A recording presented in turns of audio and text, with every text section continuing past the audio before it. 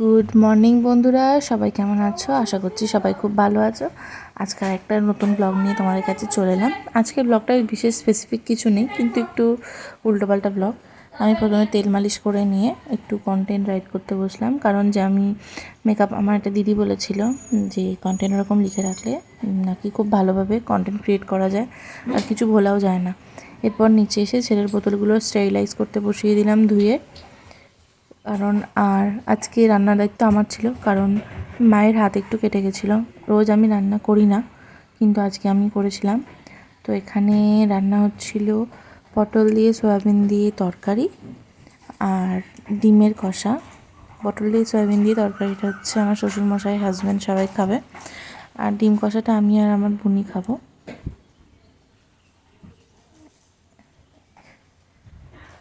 তরকারিটা হয়ে গেছে, এবার ডিম কষাটা করতে বসিয়েছি। ডিম কষা হয়ে গেলে, মশলাটা কষে গেলে ডিমগুলো দিয়ে দেবো। আজকে আবার আমাদের ডাক্তারের কাছে অ্যাপয়েন্টমেন্ট আছে, কারণ আমার ছেলের তো খুব সর্দি হয়ে গেছিলো, নেবুলাইজ ছিল, তো সেই কারণে আজকে আর একটা চেক আপ আছে। 7 দিন পর দেখাতে বলেছিল, তো আজকে আর একটা চেক আপ আছে, তো সেই চেক আপেই যাবো, ওই জন্য একটু তাড়াতাড়ি করছি।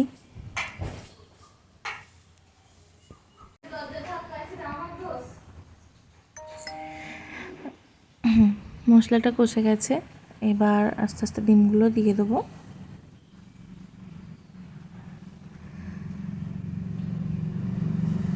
আর এদিকে আমি বসিয়েছিলাম চাটনি, মানে আমের চাটনি হবে। তো আজকে মেনুতে ছিল হচ্ছে ওই ঢেঁড়স সেদ্ধ, পেঁপে সেদ্ধ, আর ওই একটা সবজি, কারণ এখন একটু শরীর খারাপ যাচ্ছে আমাদের বাড়ির সবার, তো সেই কারণে একটু ওই হালকা পাতলা খাচ্ছে সবাই। আর এই ডিম কষাটা আর টক। ও আর বলতে ভুলে গেছি, থোড় ভাজাও ছিল। এটা আমার শাশুড়ি মার স্পেশাল অর্ডারে হয়েছে, উনি খাবেন বলে। এই থোড়গুলোকে ফার্স্টে এরকম নুন দিয়ে চটকে নিয়ে, জল ঝরিয়ে নিয়ে, তারপর এটাকে একটু শুকনো খোলায় কালো জিরে দিয়ে ভেজে নিতে হয়। খুব ভালো লাগে, আপনারাও করে দেখবেন।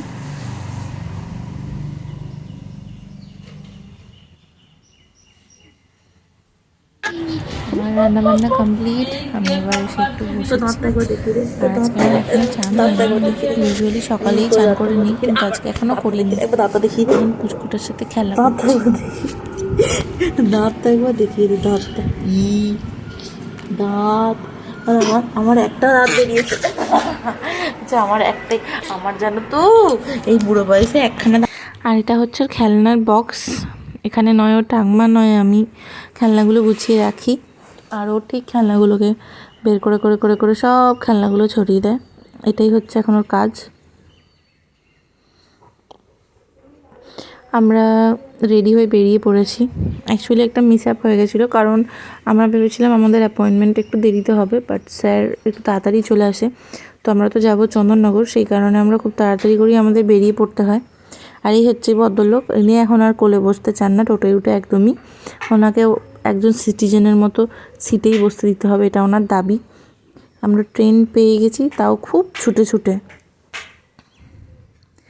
এবার আমরা নামবো, চন্দননগরে এসে গেছি। এই দেখুন, বললাম না ওর জন্য আলাদা সিট চাই, কোলে বসবে না, অনেকটা বড় হয়ে গেছে যে না। এবার আমরা এখানে এসে গেছি, আর অ্যাজ ইউজুয়াল এখানে এসেই আমার ছেলের খুব বদমাশি স্টার্ট হয়ে যায়।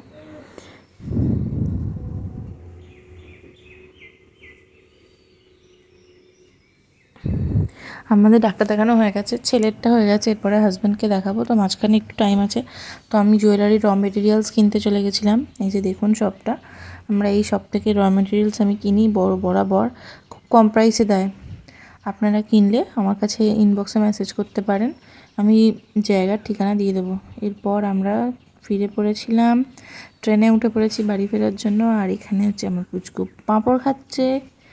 এই ভিডিওটা ভালো লাগলে লাইক শেয়ার করবেন। বাই।